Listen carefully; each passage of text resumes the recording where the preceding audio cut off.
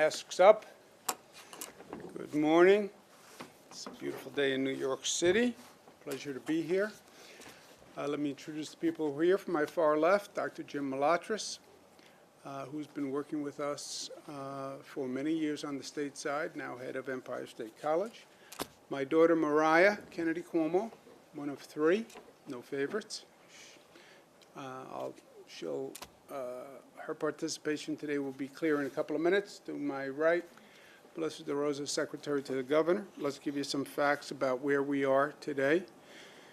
The number of total hospitalizations is 9,600. That is a lower number than yesterday, barely. It's basically flat. As I mentioned yesterday, the weekend reporting numbers tend to be a little erratic sometimes. We're not quite sure why. This whole reporting mechanism has just been in place a couple of months. First time ever, every hospital is reported every day to the state. But it's better than going up. You see the overall total hospitalizations is down. Change in intubations is down. That's good news. And the number of new hospitalizations is also down. This is an important number. This is how many people came in yesterday with a diagnosis of COVID into hospitals, or people who were technically in a hospital who were then diagnosed with COVID. But again, Sunday is a different day operationally for hospitals. But again, the number's down, so it is good news. This is always the worst number when we're going through the facts of the day, and it is not good news. Number of lives lost, 230, technically up from yesterday, even allowing for the Sunday reporting. But it is painful, painful news for all New Yorkers, and we'll remember those families in our thoughts and prayers. There's no doubt that we're coming down the mountain. Only question is what trail we take, what path we take coming down the mountain. How fast does that decline continue? Does the decline continue? And that is purely a function of what we do. None of this is preordained. None of this is decided by any factor other than our own behavior. You tell me how well New Yorkers socially comply with distancing, etc., and I'll tell you what that infection rate is doing. It's that simple. And everything we have done thus far has worked, and that's why the number's coming down.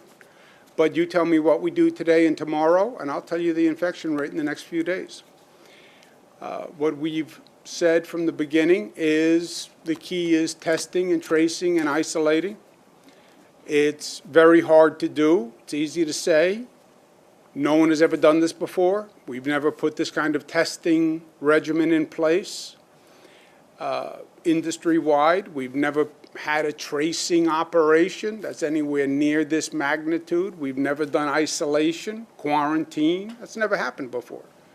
But we do what we have to do, and this is what we have to do to monitor the infection rate and to control it. And that's what we're doing.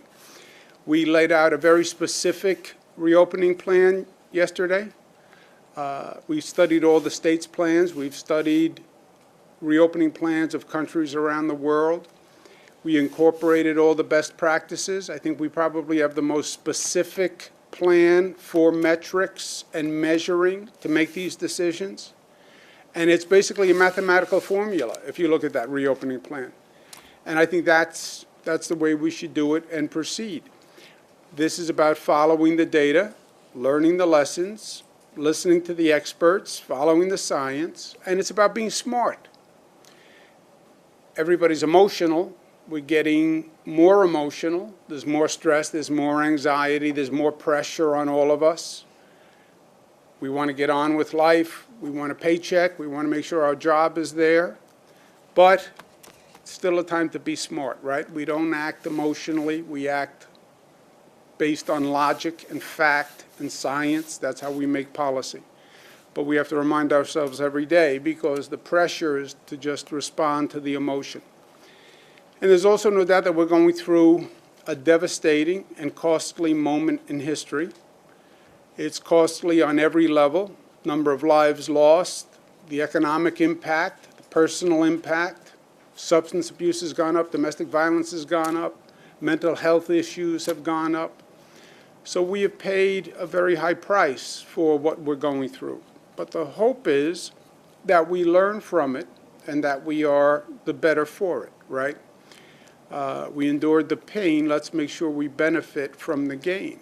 And this is also true, and people can understand this as a life lesson. You know, you get as old as I am, you go through some tough periods in life, and that's a fact. That is going to happen. You live life long enough, you will go through a difficult period. I've gone through more than my share. But you take those periods and you try to learn from them and you try to grow, right? That's the best you can do with it. What can you learn so when you move forward, you're the better for it? And we do that as a society also. That's the concept of build back better. We don't want to go through all of this and replace what was there before. Replacing what was there before is a starting point. We want to replace, but we want to improve, and we want to be better for this experience, and we want to build back better. We were smart enough to do that as a country, as a state after 9/11. We went through pain. We came back stronger. You could argue more united as a country, more united as a state, more aware of our vulnerabilities. And yes, greatest country on the planet, greatest state in the nation, is our opinion. But we were vulnerable to terrorist attacks. Okay, so we learned from it, and we got stronger, and we got better, and we've incorporated security into our life in a way that was unimaginable before 9/11. Hurricane Sandy, Superstorm Sandy, devastated thousands of lives, billions of dollars in damage. We built back, and we built back better than we were before. We didn't replace what was. We improved almost everything that we learned during that time. Our housing construction is different. Our power grid is different. Our infrastructure is different. So you go through these situations and you learn. And that's what we have to do here. We have to have a better public health system. We should never go through this again. What we went through with the hospitals, what we went through with PPE, staff shortages, that can never happen again. How we use telemedicine, we have to learn and we have to grow. It was vital to what we did here. We have to make sure we're better at it. Our public transportation system, we're learning. Tonight we're going to shut down the subways for the first time in history. Why? Because they have to be disinfected. Who ever heard of disinfecting a subway car? Well, now you learn. You have to disinfect subway cars. Figure out how to do it. So you can say to people who use the subways, don't worry, it's safe, right? That's a starting point for public transportation. And one of the areas we can really learn from is education.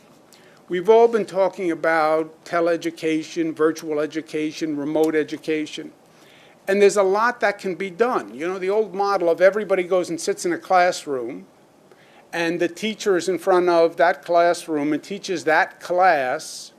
And you do that all across the city, all across the state, all these buildings, all these physical classrooms. Why, with all the technology you have? And we've been exploring different alternatives with technology, right? We have classrooms in this state that have technology where they're talking to students on Long Island with a teacher from Staten Island, with students from around the world participating with technology, hearing that one teacher. And if you look at the technology, it looks like all these different students are in one classroom. All right. Well, let's learn from that, and let's learn from this experience. We did a lot of remote learning. Frankly, we weren't prepared to do it. We didn't have advanced warning. But we did what we had to do, and the teachers and the education system did a great job.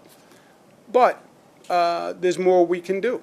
We're still working on providing some students with the technology, with the tablets, et cetera. Some teachers needed training and they weren't ready for it. Well, let's take this experience and really learn how we can do differently and better with our education system in terms of technology and virtual education, et cetera. And that's something we're actively working on through this process. So it's not about just reopening schools. When we are reopening schools, let's open a better school, and let's open a smarter education system. And I want to thank the Bill and Melinda Gates Foundation. We'll be working with them on this project. Bill Gates is a visionary in many ways, and his ideas and thoughts on technology and education he's spoken about for years, but I think we now have a moment in history where we can actually incorporate and advance those ideas, right? When does change come to a society? Because we all talk about change and advancement, but really we like control, right? And we like the status quo, and it's hard to change the status quo. But you get moments in history where people say, okay, I'm ready for change. I get it. I think this is one of those moments. And I think education, as well as other topics, is a topic where people will say, look, I've been reflecting, I've been thinking, I learned a lot. We all learned a lot about how vulnerable we are and how much we have to do. And let's start talking about really revolutionizing education. And it's about time. One point I want to make about reopening, not just in this state, but all across this nation. There's a conversation that is going on about reopening that we are not necessarily explicit about, but which is very important. There's a question that is being debated right under the surface, and the decisions we make on reopening are really profound decisions. And the fundamental question, which we're not articulating, is how much is a human life worth? How much do we think a human life is worth? There's a cost of staying closed, no doubt. Economic cost, personal cost. There's also a cost of reopening quickly. Either option has a cost. You stay closed, there's a cost. You reopen quickly, and there's a cost. The faster we reopen, the lower the economic cost, but the higher the human cost, because the more lives lost. That, my friends, is the decision we are really making. What is that balance? What is that trade-off? Because it is very real.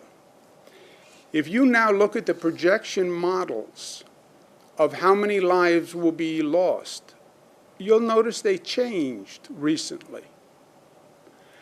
Why did they change? And they went up dramatically. Why? Because now they're factoring in the reopening plans and the reopening schedules that states are announcing.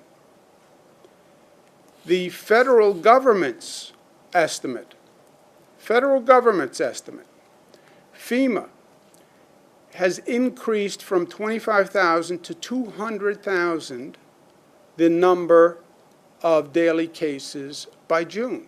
Think about that increase. The IHME, which is a foundation model supported by Gates, which is the preferred model by the White House, when they were projecting deaths by August 4th, they projected in early April 60,000 deaths. They projected mid-April 60,300 deaths, actually a little lower. Their new projection is 134,000 deaths. How did it go from 60,000 deaths to 134,000 deaths? This is the model which the White House relies on. When the director of the institute was asked why those revisions happened, the director said rising mobility in most U.S. states, as well as the easing of social distancing measures expected in 31 states by May 11th, indicating that growing contacts among people will promote transmission of the coronavirus.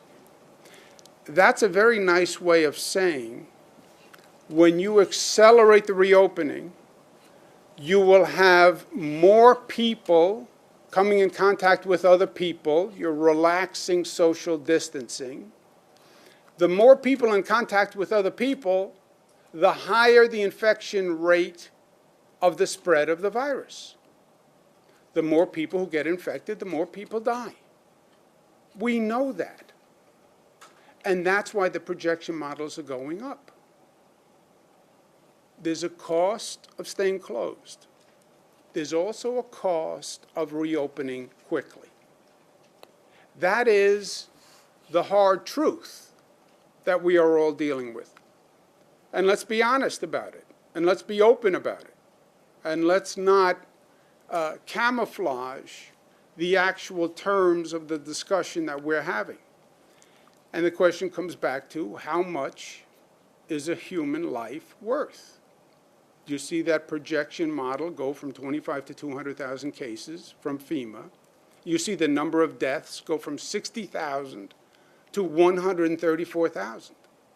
How much is a human life worth? That's the real discussion that no one is admitting openly or freely, but we should. To me, I say cost of a human life is priceless, period. Our reopening plan doesn't have a trade-off. Our reopening plan says you monitor the data, you monitor the transmission rate, you monitor the hospitalization rate, you monitor the death rate. If it goes up, you have a quote-unquote circuit breaker. You stop. You close the valve on reopening. But it is a conversation that we should have openly. Hard conversation, painful conversation, controversial conversation, yes, all of the above. But it's also the right conversation, because those are the decisions we're making. Also, as we're going through this, it's important that our leadership be factual and productive and united, because this is a time when government has to work, and government on all levels has to work, and the federal government has to work, and it has to work now better than it has worked in the past.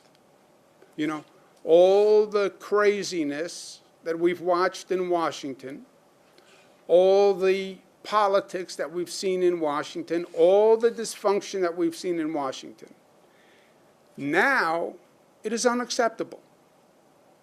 Because what government does today will literally determine how many people live and how many die. And that's not hyperbolic, and that's not overly dramatic. That is just a fact. That federal government has to be able to pass legislation. To pass legislation, it has to be on a bipartisan basis. You have the Congress, the House is controlled by Democrats, the Senate is controlled by Republicans. Unless you get a bipartisan agreement, you're not going to pass legislation. If you don't pass legislation, the federal government does not work. If the federal government doesn't work, it makes it virtually impossible for state governments to work.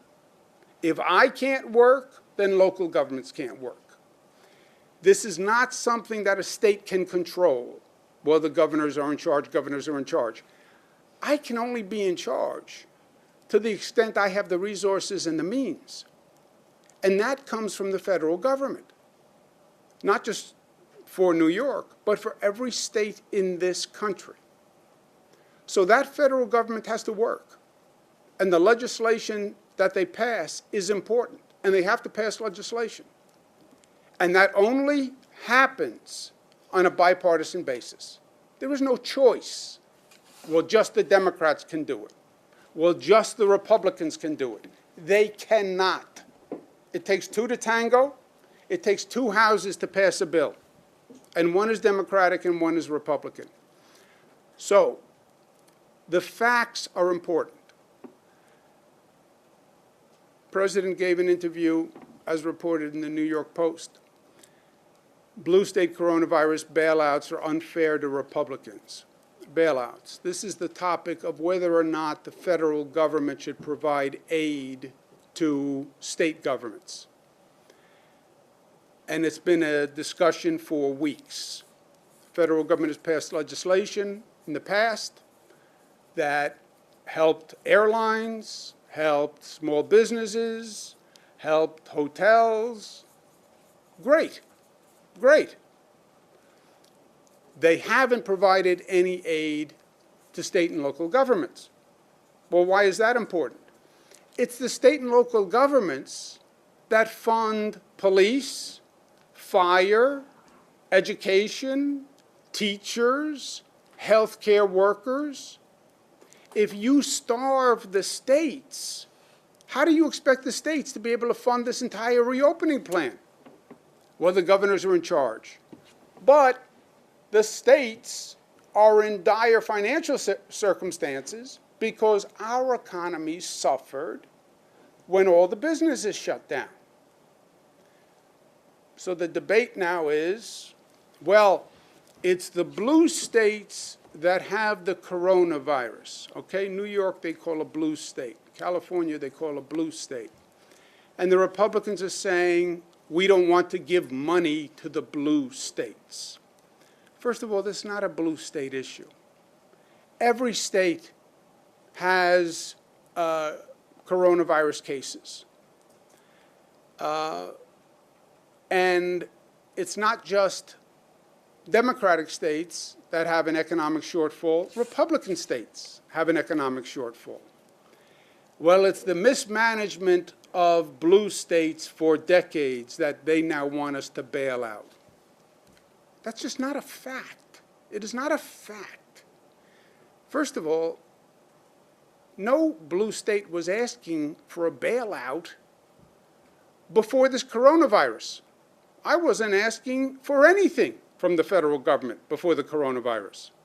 And by the way, the federal government wasn't giving New York anything for years. Everything they were doing was negative to New York. Then comes the coronavirus. Our economy stops because we shut it down. Now we have a $13 billion deficit because we stopped the economy. So what we're asking, every state is asking, because of the coronavirus, we need financial help in restarting the economy. And that's what we're asking for from the federal government. How do you call that a bailout, which is such a loaded word, such a rhetorical, hyperbolic word? It's a bailout. There's no bailout. Because of the coronavirus, this nation has been impacted and states have been impacted because the states make up the nation. And we need financial help because of the coronavirus situation.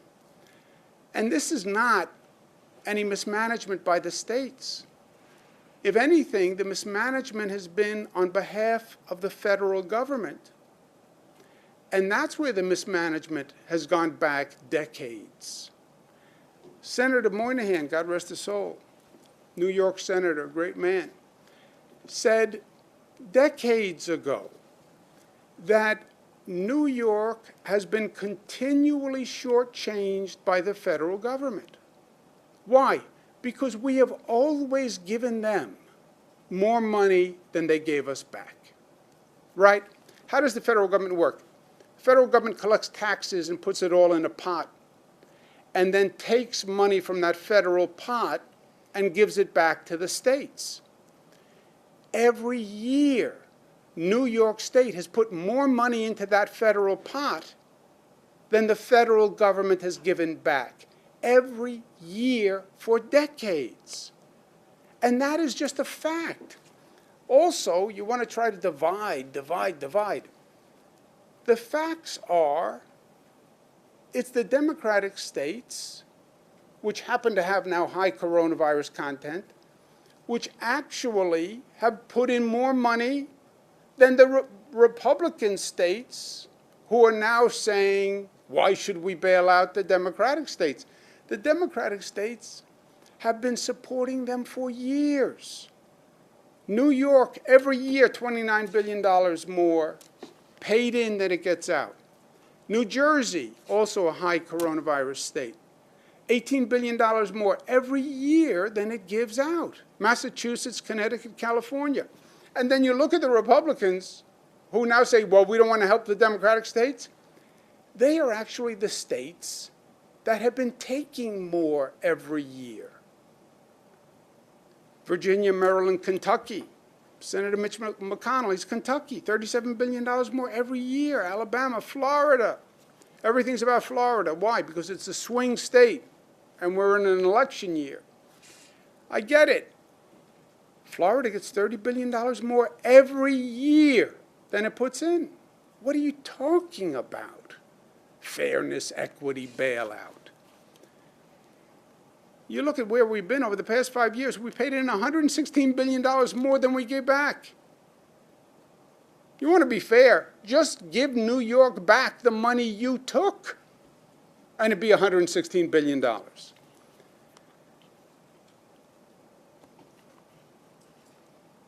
Who gives and who takes? We know those facts and we know the numbers. But look, this whole discussion that Senator McConnell is raising, that some senators are raising, this is counterproductive, and it will lead to defeat for all of us. You need a bipartisan bill to pass. You go down this path of partisanship and politics, you will never pass a bill. And if you never pass legislation, you'll never get this economy back on its feet. So you go down this path of division, you will defeat all of us, because we're all in the same boat. There is no separating us. It's still the United States of America. And this partisanship, we have to turn the page. I know it's how Washington operates. I know it's how Washington has been operating for many years. But we have to stop, and we have to change. And you do need a totally different mindset. It can't be, it's you versus me. It has to be we, right? We the people. If you don't get back to we, and you think about a collective interest, you're going to defeat us all. Because it can't happen.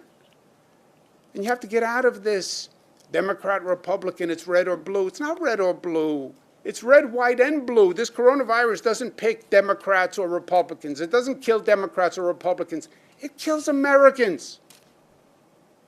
The virus is less discriminating and more of an equalizer than the lens that we're viewing the virus through. And if we can't get past this now, when can we ever get past it? You have a national crisis. You have a national outbreak, a national epidemic, killing thousands of people. You can't put your politics aside even now, even today. Families have fights. Yes, families have fights. Somebody's going to die. And the family is still going to carry forward these silly fights from years ago. Nobody even remembers how they started. If there's ever a time to come together, it's at a moment of crisis. And this is a moment of crisis. And we always understood, and the great ones always told us, that it won't work this way. A house divided against itself cannot stand. You want to be a leader? You want to go down in the history books as someone who stood up and did the right thing? Well, then remember what made us great in the first place. And that's what a great leader would do. Also, last point, each of us must do our part. Talk about government, government, government. Yeah, government has a lot to do. I understand that fully. Citizens also have a role to play. You know who's going to keep yourself? You're going to keep yourself safe. You know who's going to keep your family safe? You're going to keep your family safe. And you know who's going to keep each other safe? Each one of us keeps the other safe.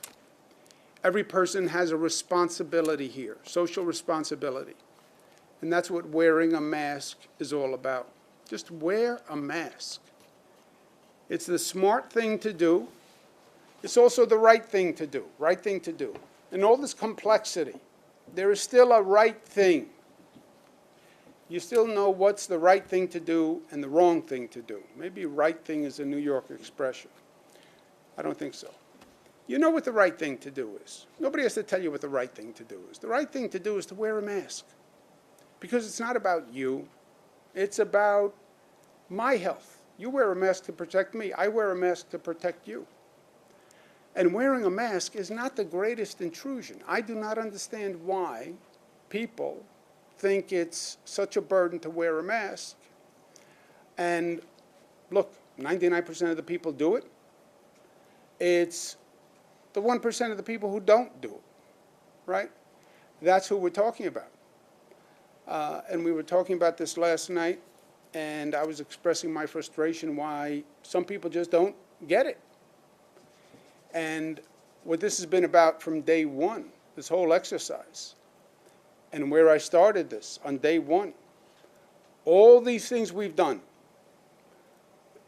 nobody's doing these things because government told them to do it, right? I'm first governor in the history of the state of New York to say we're closing businesses, to say you must be quarantined. No governor has ever said that.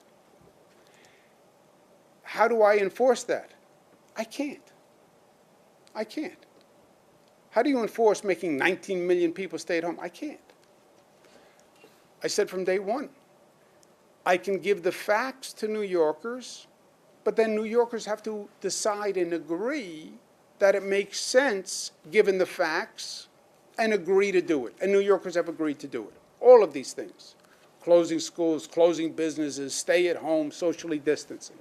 So now wear a mask. And I was saying last night, I don't understand why this wear a mask is so hard. Mariah suggested it may be the way I'm communicating it. I'm just not effectively communicating. Don't laugh. Well, first of all, this is a common refrain in my house from my daughters, that it's me and my lack of ability to communicate effectively. It's a fair statement. And I'm guilty. I have no doubt I am guilty. I am a bad communicator. And that I haven't been communicating the rationale for wearing a mask effectively. So I'm open-minded. I understand my weaknesses and my flaws. I'm a work in progress. We're all a work in progress. I'm trying to get better. So Mariah's suggestion is, look, why don't we ask New Yorkers to produce an ad that the state could run on explaining to New Yorkers why they should wear a mask. And the context and the rationale and the health reasons and the social responsibility, and it's not that big a deal. Maybe there's a better way to communicate it than I have been communicating it. Again, 99% of the people are doing it, and it's great. We're talking about that 1%. So maybe I just haven't been persuasive or effective enough in my communication skills. So I said to Mariah, great idea. We'll ask New Yorkers, produce an ad, 30-second ad. They submit it. Mariah's going to be an unofficial advisor with the Department of Health. Pick the 5 best, put them online, let New Yorkers pick the best ad. State will run that ad. It'll say on the bottom, produced by whoever won the competition. They'll get a lot of acclaim. They'll go on to be big creative experts, and maybe we'll have an ad that communicates this better than I have been able to communicate it to date. So I'm excited about that. And Mariah is going to help on that and take it on as a project, and I'm excited about that. At no cost to the people of the state of New York, she will be a volunteer. The boyfriend can try to put in, he could submit a possible ad for consideration. The boyfriend will lose, but he could submit an ad, because I'm still governor. And that's what we're going to do. Mariah, do you want to add anything, or did I explain it clearly in my flawed communication modality? No, I think you covered it. We'll be providing more information in the next few days, but if you are interested, you can go to wearamask.ny.gov. Melissa, anything else on No, that? perfect. See, sometimes I communicate. Sometimes I communicate effectively. But you're not alone in criticizing my communication skills. Many of the people in this room would agree with you. And we are New York tough, smart, united, disciplined, and loving.